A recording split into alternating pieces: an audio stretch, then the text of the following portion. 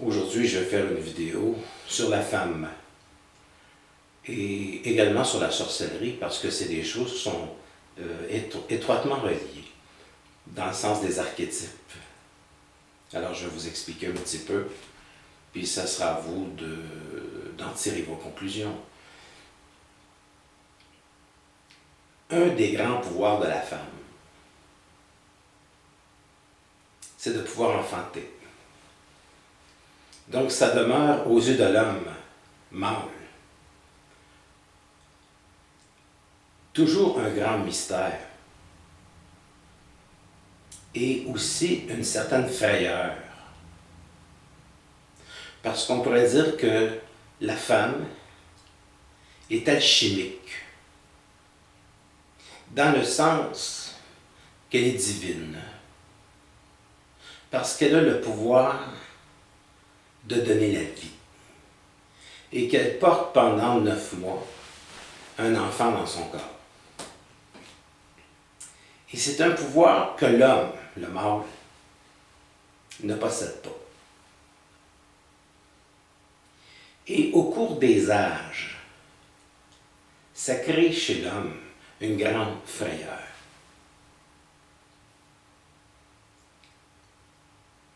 Parce que justement, c'est un pouvoir qu'il ne possède pas. C'est un pouvoir mystérieux. C'est un pouvoir alchimique de pouvoir faire, de faire en sorte qu'elle possède cette capacité de donner la vie. Donc, à partir du néant, elle se rapproche de Dieu parce qu'elle a le pouvoir justement de créer. Et c'est un pouvoir qui est suprême. C'est un pouvoir qui est absolu. Et depuis l'aube de l'humanité, ça crée chez l'homme, chez l'être, le mâle, une sorte de frayeur où on va jusqu'à mettre en cage la femme d'une certaine manière. Elle ne fera pas partie de la société. Elle est distancée de l'homme. Elle est, au cours du Moyen-Âge et même avant, presque à tous les moments, c'est un être qui est carrément bafoué, torturé, quand on dit chasse aux sorcières. Donc, justement parce que le mâle possède cette crainte qui est absolument indéfinissable de la femme, qu'on va aller jusqu'à brûler des femmes sous prétexte qu'elles sont des sorcières. Elles sont en fait extrêmement rattachées au monde de la nature. Elles sont rattachées à l'au-delà. C'est-à-dire qu'elles possèdent le pouvoir de prendre l'âme et d'amener cette âme dans le plan dense, dans le plan de la matérialité. Et c'est une chose qui, au niveau de l'homme, depuis l'aube de l'humanité, le terrorise. Donc c'est une terreur qui est inconsciente. Et paradoxalement,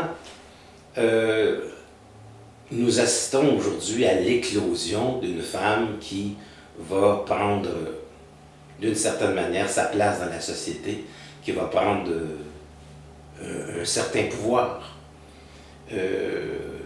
au niveau des institutions. Mais malheureusement, le problème avec la femme aujourd'hui, c'est qu'elle copie l'homme. Et le fait qu'elle copie l'homme et qu'elle veut s'approprier le sexe de l'homme, je dirais qu'on vit dans une société d'hommes castrés, à quelque part. Le fait que la femme copie l'homme, qu'elle veut s'approprier les pouvoirs de l'homme, le pouvoir de diriger une société, ça lui enlève justement son pouvoir métaphysique. Ça lui enlève son pouvoir mystique. Parce que le vrai pouvoir de la femme se situe dans sa capacité magique d'être relié à des plans qui sont cosmiques.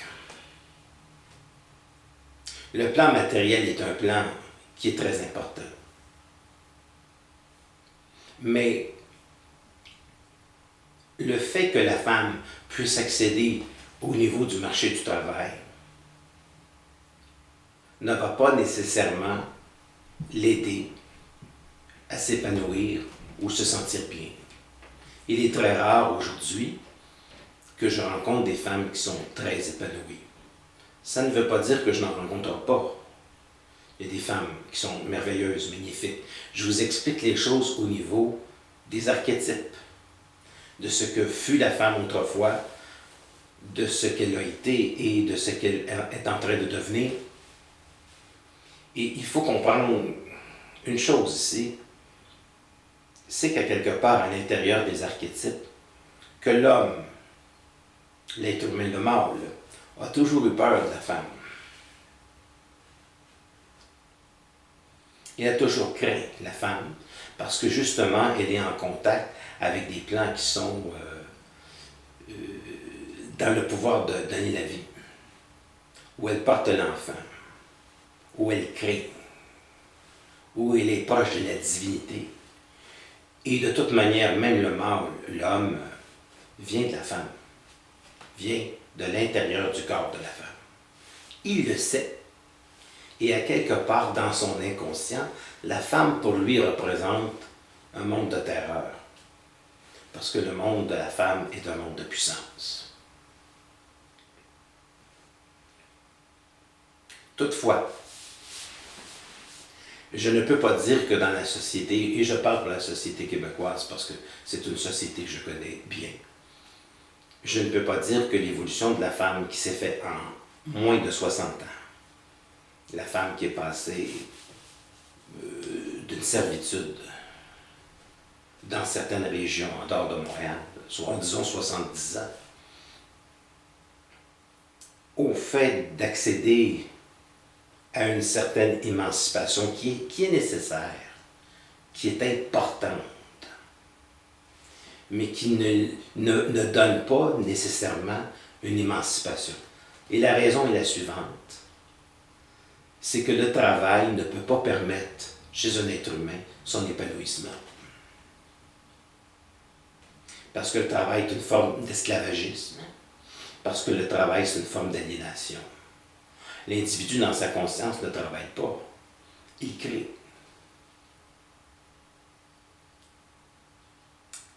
Un individu qui est conscient, c'est un individu qui a le pouvoir de faire apparaître de l'invisible des choses qui sont visibles.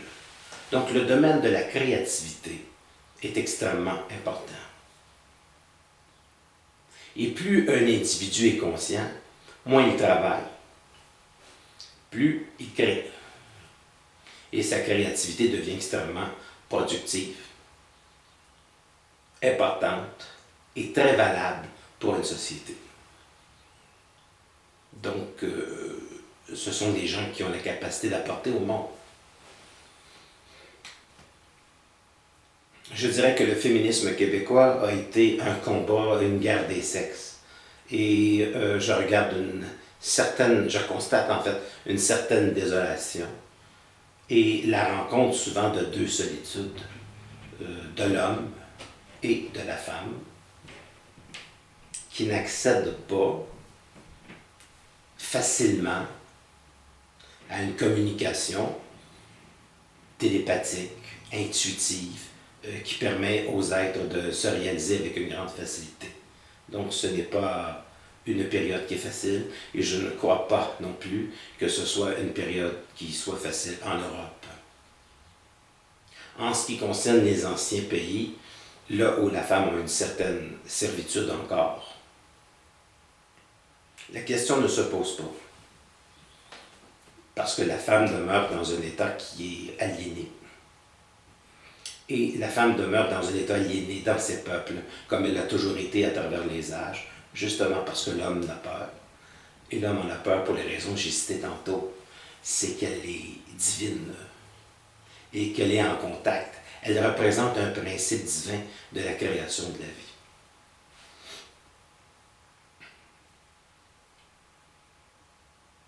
d'une civilisation qui sera consciente, qui sera intelligente.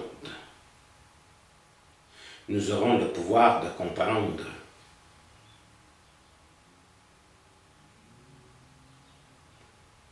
ce qui est de plus sacré dans la femme, ce qui est mystérieux dans la femme, les plans de l'âme connectés avec le monde de la mort, avec lequel les femmes ont une très grande sensibilité. Et si elles peuvent contrôler cette sensibilité, il sera possible pour la femme d'entrer facilement en contact avec ces plans sans perdre le contrôle. C'est un attribut de la femme. C'est un attribut de son intelligence. C'est une capacité de son infini. Donc, la femme a la possibilité d'enfanter l'homme et elle a la possibilité également de s'enfanter en elle-même. Et lorsque la femme est très près de l'homme, elle a cette espèce de pouvoir extraordinaire d'appuyer l'homme pour qu'il puisse s'épanouir d'une manière magistrale dans sa vie. Donc c'est une excellente conseillère, parce que c'est une conseillère intuitive. Alors, pour l'instant, l'homme, il se cherche, le mâle. Il y aura, bien entendu, dans cette société, un peu comme en Europe aussi, environ un siècle de mise au point. C'est le temps que ça prend pour faire des mises au point. En ce moment, je crois que la jeune femme veut retourner à un ancien modèle, qui est un modèle strictement reproductif. Mais il faudra comprendre qu'être mère de famille, diriger une entreprise et d'avoir énormément de responsabilités, que ce ne sera pas possible parce que c'est trop exigeant. En tout cas, ça ne sera pas possible pour une grande majorité, puisque ça demande une dose colossale d'énergie. C'est très difficile de pouvoir élever une famille et en même temps avoir de très grandes responsabilités au niveau d'une entreprise. Je crois qu'il faut choisir soit la carrière ou la famille. C'est à vous de juger, c'est à vous de... Je ne lance pas ce vidéo ou en faire de la publicité pour dire voilà, je suis détenteur de la vérité. Non, c'est à vous de tirer vos conclusions de ce que je dis. Et ma question est la suivante, est-ce que la femme aujourd'hui est-elle plus heureuse? Alors, elle est la base de cette magie qui est extraordinaire. Elle est un principe de la métaphysique, de créativité, de divinité, capable d'engendrer la vie. Nous venons tous de la femme. Et elle est au départ un absolu au niveau de sa puissance. Et lorsqu'on est un absolu au niveau de la puissance, on ne peut plus chercher le pouvoir, puisqu'on est un principe de pouvoir absolu.